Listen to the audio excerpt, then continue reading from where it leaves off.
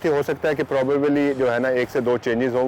जैसा कि आपने सुना कि पाकिस्तान के बॉलिंग कोच अजहर महमूद कह रहे हैं कि हमने सोच विचार की है, गौर किया है, 1 से 2 तब्दीलियां 5वें टी20 मैच में होंगी। अब वो तब्दीलियां कौन सी होंगी इसके ऊपर बात करते हैं। और सबसे पहली बात तो ये है कि पाकिस्तान की बैटिंग और बॉलिंग दोनों शोबे बुरी तरह मुतासर हो रहे हैं। पाकिस्तान के बॉलर्स की बात करें तो मासवाए हारिस रऊफ के किसी की कारकर्दगी काबिल ज़िक्र नहीं है। हर कोई ढोल बने हुए हैं जिन्हें हर कोई हस्बे मंशा हस्बे ज़ौक़ पीट रहा है। और अगर बैटर्स की बात करें तो यहाँ पर भी सलमान अली आगा के अलावा किसी के अंदर तसलसल दिखाई नहीं दे रहा। एक इनिंग्स में हीरो हैं तो 3 इनिंग्स में ज़ीरो हैं और 9 बॉल्स पर इनिंग्स की एवरेज से खेलने वाले हमारे खिलाड़ी हैं। इन्हें शायद 8 ओवर्स फी इनिंग्स की जो मैच है वही सूट करता है। 20 ओवर्स खेलना मुझे लगता है कि शायद इनके बस की बात नहीं है, जो कि उनकी तकनीक, उनका खेलने का अंदाज़ बता रहा है। अब इस ज़मन में कि अगर हम बॉलिंग की पहले बात करते हैं कि कौन कौन सी चेंजिंग्स हो सकती हैं। सबसे पहली बात तो ये है कि हमारे लाडले शाहीन शाह अफरीदी जो कि एक फटा हुआ डोल बन चुके हैं, हर कोई उन्हें पीट रहा है। जितनी मार उन्हें पड़ी है शायद ही किसी और बॉलर को पड़ी हो। अगर आप टी20 वर्ल्ड कप 2024 के बाद देखें तो 9 मैचेस में सिर्फ एक बार ऐसा हुआ कि उन्होंने किसी मैच में फ़ी ओवर 8.5 से कम रन दिए और मजमूई तौर पर सिर्फ 2 बार हुआ कि 9 रन फ़ी ओवर से कम इकनॉमी रेट से रन दिए, वरना 7 मैचेस में उन्हें 10 रन के इर्द गिर्द रन पड़ते रहे हैं पर ओवर में। और उसके अलावा इन 9 मैचेस में उनकी जो कारकर्दगी है वो इंतहाई मायूस कुन है। फ़ी विकेट के लिए लगभग 50 रन दे रहे हैं, फ़ी विकेट के लिए 30 बॉल्स फेंकते हैं, यानी कि पर मैच में अगर 24 बॉल्स हैं तो उनमें उन्हें विकेट नहीं मिल रही है। 9 मैचेस में सिर्फ 6 विकेटें हैं और 9.96 का इकनॉमी रेट है, यानी कि 10 रन फ़ी ओवर उनके खिलाफ रन बन ही रहे हैं। आप इससे अंदाज़ा लगा सकते हैं कि सिर्फ 1-2 मैच या 1-2 सीरीज़ की बात नहीं है, ये मुसलसल मार खा रहे हैं। रावलपिंडी में न्यूजीलैंड के ख़िलाफ़ होम सीरीज़ में भी उन्हें अच्छी खासी कुट पड़ी, तो हर मैच में उनके खिलाफ़ जो रन्स बन रहे हैं उनकी तादाद बहुत ज़्यादा है। तो इस लिहाज से फिर देखना ये होगा कि उनकी जगह आएगा कौन। तो मोहम्मद अली हैं आपके बैकअप में, उन्हें पहले ही चांस मिल चुका है, तो मुझे लगता है कि फिर मोहम्मद अली ही को चांस दे देना चाहिए, या फिर जहांदाद खान उनसे ज़्यादा मार खा रहे हैं। तो यहाँ पर मैं आपके सामने जो स्टेट्स रख रहा हूँ, आप बॉलर्स को देख सकते हैं। मासवाए हारिस रऊफ के जिसने सीरीज़ में 3 मैचेस में 8 विकेट हासिल की हैं, सभी ने मार खाई है। इब्रार अहमद 10.80 के इकनॉमी रेट से रन दे रहे हैं। अब्बास अफरीदी 10.62, शाहीन अफरीदी 10.23, जहांदाद खान 18 रन फ़ी ओवर, खुशदिल शाह 9.20 और मोहम्मद अली 11.80, शादाब खान 10 रन फ़ी ओवर, आगा सलमान 13 रन फ़ी ओवर। तो ये सूरत हाल रही है पाकिस्तान के तमाम बॉलर्स, और हारिस रऊफ भी लगभग 7 रन फ़ी ओवर दे रहे हैं, लेकिन बहरहाल वो विकेटें हासिल करने में कामयाब हो रहे हैं। 9.5 रन फ़ी विकेट के एवरेज के साथ विकेटें हासिल कर रहे हैं। तो हारिस रऊफ के अलावा तमाम बॉलर जदोजहद कर रहे हैं।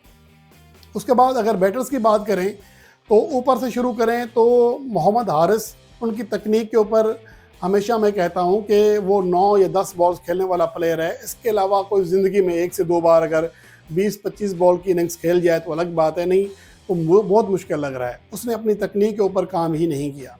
उसके बाद हसन नवाज़ जो एक मैच में 105 रन करते हैं, अगले बाकी 3 मैचेस में सिर्फ 1 रन कर पाते हैं, उनकी तकनीक के ऊपर भी सवालात खड़े हुए हैं। और उसके बाद सलमान अली आगा किसी हद तक कह सकते हैं कि उन्होंने मुस्तकिल मिजाजी दिखाई है। आखिरी मैच में वो भी नाकाम रहे, लेकिन फिर भी कुछ ना कुछ कह सकते हैं। जबकि शादाब खान जी लगता है कि शायद एज ए बैट्समैन उन्हें खिलाया जा रहा है, जिस तरह उनका बैटिंग आर्डर है, तो उनकी कारकर्दगी बहुत मायूस कुन है।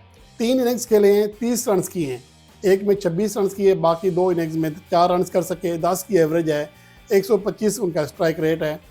उसके बाद इरफान खान, उनके ऊपर बहुत ज़्यादा बात की जाती रही है, बहुत ज़्यादा टैलेंटेड खिलाड़ी है, लेकिन इस सीरीज़ में 3 इनिंग्स में अब तक 36 रन किए हैं, 12 की एवरेज है, 116 का स्ट्राइक रेट है। टी20 फॉर्मेट में हाई स्कोरिंग पिचेस जहां पर 200 प्लस रन बन रहे हैं, वहां पर मौसूफ 116 के स्ट्राइक रेट से खेल रहे हैं। और सिर्फ इस सीरीज़ की बात नहीं है, ओवरऑल उनकी कारकर्दगी देख लें तो मजमूई तौर पर 1 से 2 इनिंग्स हैं जिन थोड़ा छोटी इनिंग्स हैं जिन्हें आप काबिल ज़िक्र कहते हैं। रावलपिंडी में न्यूजीलैंड के खिलाफ 20 बॉल पे 30 रन किए। कोई 20 बॉल पे 30 रन करना कोई बहुत बड़ा कारनामा नहीं है। दौरा ऑस्ट्रेलिया में एक मैच में 28 बॉल पर 37 रन किए, कोई बहुत बड़ी बात नहीं है, बड़ी परफॉर्मेंस नहीं है। जिम्बाब्वे के खिलाफ 15 बॉल पे 27 रन किए और 16 बॉल पे 30 रन किए साउथ अफ्रीका के खिलाफ। तो ये उनकी अब तक की 3 से 4 बेस्ट इनिंग्स हैं, वो भी इतनी कोई ख़ास नहीं है। और मुझे लगता है कि इरफान नियाज़ी को भी ओवररेट किया जा रहा है। और उसके बाद खुशदिल शाह गो के आईसीसी चैम्पियंस ट्रॉफी में बैटिंग में बड़े शानदार दिखाई दिए, अब तक वो भी नाकाम है। दौरा न्यूजीलैंड की 3 इनिंग्स में अब तक 40 रन कर सके हैं, 13 की एवरेज है और 102 का स्ट्राइक रेट है। 102 रन फी 100 बॉल T20 फॉर्मेट में, जहां पर हमारे मॉडर्न डे क्रिकेट खेलने का नारा लगा कर गए हुए हैं, हाई रिस्क और जदीद एग्रेसिव क्रिकेट खेलने की बात कर रहे हैं, 102 के स्ट्राइक रेट से रन हुए हैं। और उसके बाद मोहम्मद हारिस 142 उनका स्ट्राइक रेट ज़रूर है लेकिन 13 की एवरेज है। अब तक 4 इनिंग्स में सिर्फ 38 बॉल खेली, यानी कि 9 रन के लगभग फी इनिंग्स उनकी एवरेज है। हर 10वीं बॉल पर से पहले आउट हो जाते हैं। तो ये वो तमाम बैट्समैन हैं जिनके ऊपर सवालात हैं। तो इस लिहाज से देखना ये होगा कि उमैर बिन यूसुफ और उस्मान खान आपके बैकअप में बैठे हुए हैं, क्या उनको मौका मिलेगा। मुझे यहाँ पर थोड़ा सा लगता ये है कि उस्मान खान के साथ भी आकिब जावेद एक ऐसा रवैया रख रहे हैं जो कि खिलाफ तवक्को है। अगर आप इन तमाम प्लेयर्स को यकजा करें तो उस्मान खान ने पाकिस्तान की डोमेस्टिक क्रिकेट में जितनी तवातर के साथ मौके रन्स किए हैं, परफॉर्मेंस दी है, अगर उस तवातर के साथ उन्हें मौके दे दिए जाएँ पाकिस्तान टीम में तो ये सेट हो सकते हैं। मुझे बिलीव है उस्मान खान के ऊपर, क्योंकि मैं उनकी 1 से 2 इनिंग्स की बात नहीं कर रहा, वो कई सीज़न से मुस्तकिल तौर पर परफॉर्मेंस दे रहे हैं। चाहे बांग्लादेश प्रीमियर लीग खेलने जाएँ, चाहे पाकिस्तान में चैंपियंस वनडे कप खेलें, चाहे PSL खेलें, हर जगह उन्होंने परफॉर्मेंस दी है। पाकिस्तान ए के साथ खेले, वहाँ पर भी परफॉर्मेंस दी है। कम से कम मोहम्मद हारिस, उमैर बिन यूसुफ या बाकी जो हमारे स्लॉट के प्लेयर्स खेल रहे हैं उनसे बेहतर परफॉर्मेंस दी है और मुस्तकिल मिजाजी के साथ दी है और एग्रेसिव होके दी है। तो इसलिए मुझे लगता है कि उस्मान खान के साथ भी काफ़ी ज़्यादती की जा रही है।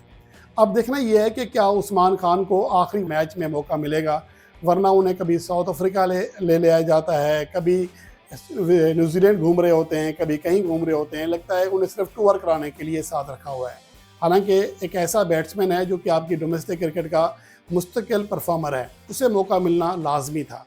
उसके बाद देखना ये होगा कि पाकिस्तान ने आगे फिर PSL खेलनी है और PSL में बहुत सारे प्लेयर्स को साबित करना पड़ेगा अपनी कारकर्दगी, क्योंकि अगला एशिया कप भी एशियन कंडीशंस में है और जो T20 वर्ल्ड कप है वो भी एशियन कंडीशंस में है। दुबई और श्रीलंका में ये मैचेस होंगे, तो इसलिए जो अगले मैचेस हैं, अगले पाकिस्तान ने तमाम मैचेस लगभग एशिया में खेल रहे हैं मां सवाए वेस्ट इंडीज़ के टूर के। तो इसलिए आगे उस्मान खान का किरदार बहुत ही अहम और क्रूशियल हो सकता है।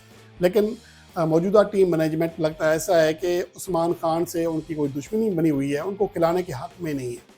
और जहाँ तक यंगस्टर को मौका देने की बात है तो हो सकता है कि मोहम्मद हारिस और हसन नवाज़ ही इस आखिरी T20 मैच में ओपनिंग करें, लेकिन वन डाउन पोजीशन पर मुझे लगता है कि उस्मान खान को मौका देना चाहिए।